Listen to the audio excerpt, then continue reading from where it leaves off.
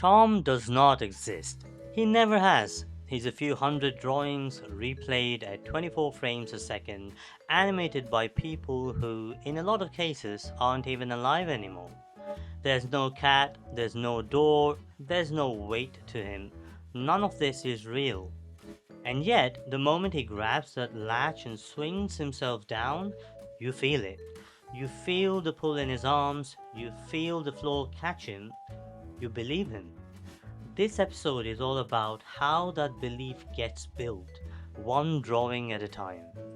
Welcome back to Animating Tom from Saturday Evening Puss, Part 4.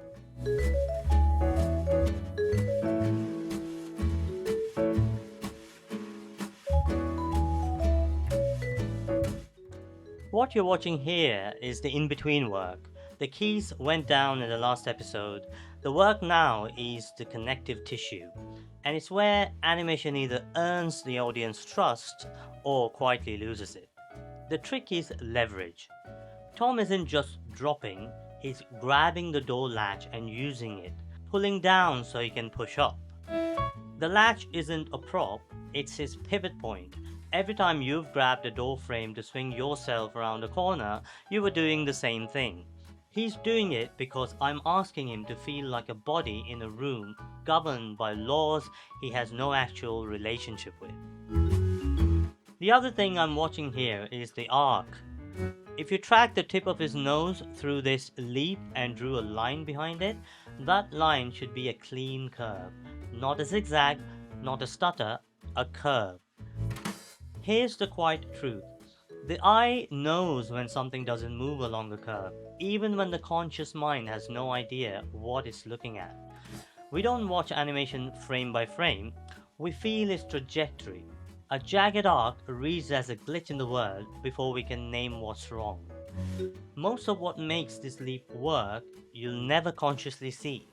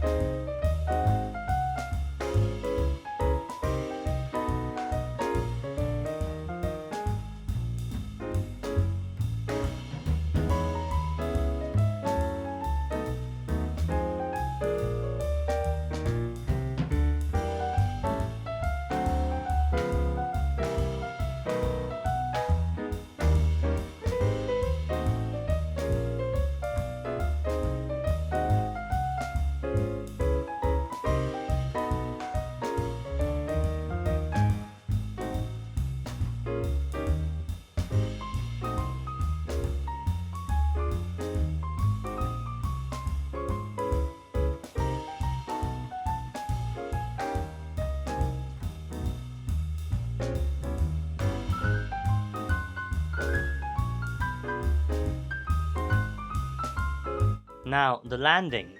Heavy things don't stop, they settle. When Tom's feet hit the floor, his body needs a frame or two to figure out what just happened to it.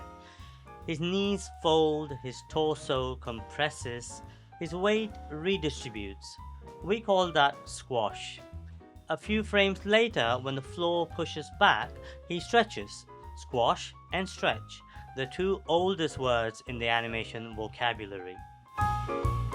However, you can do all that and the landing could still feel wrong if everything stops at the same time. Watch his ears, watch his tail. When his feet hit the ground, his body decelerates. But his ears didn't get the memo. They were still moving with the momentum of the jump, and they don't catch up for another 4 or 5 frames. Same with the tail. Same with anything soft and trailing. The technical name is follow through. The honest name is real things have parts that disagree with each other. A statue stops all at once. A living body never does. That's the difference between a drawing that has weight and a drawing that has presence. It's a few frames of disagreement.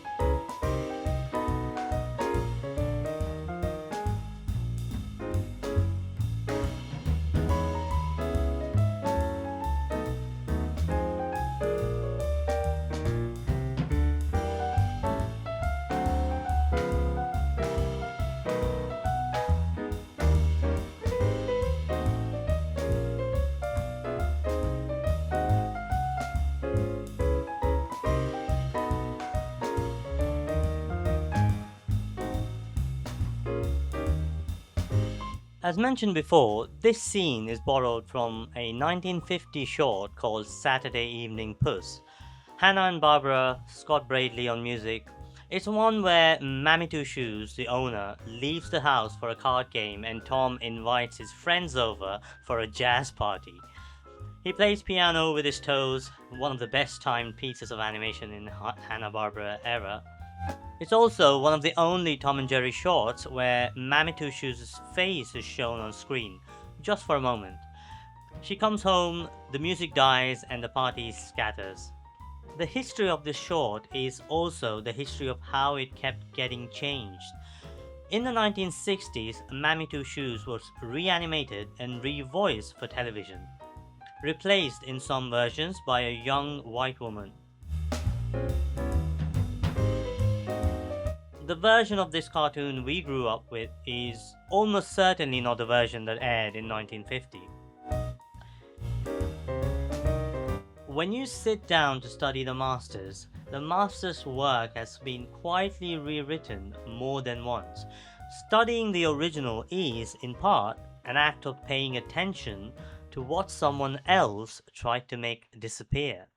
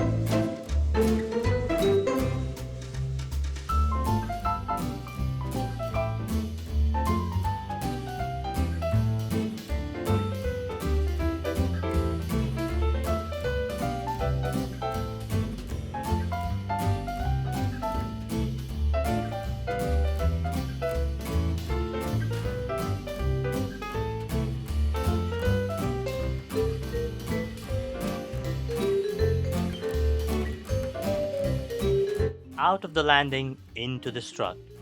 A walk cycle is one of the first things you learn in animation, and one of the last things you actually master. Because a walk isn't just a way to get a character across the screen, a walk is the answer to the question, who is this character when no one is watching them? Think about it. Charlie Chaplin walks one way, James Bond walks another, a toddler, a grandparent, a cat that just ate, my wife. You can identify a person from across a parking lot by their walk before you can even see their face. We're built to read it. Tom's strut answers the same question. He's not crossing a room, he's owning it. So I'm pushing the up position higher than physics would justify. At the peak of each step, he's almost levitating.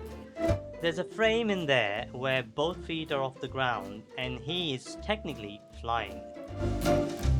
That extra height is where his swagger lives. Confidence draws from altitude. The difference between a cat walking through the kitchen and a cat who just got the house to himself for the night, and he knows it. He knows.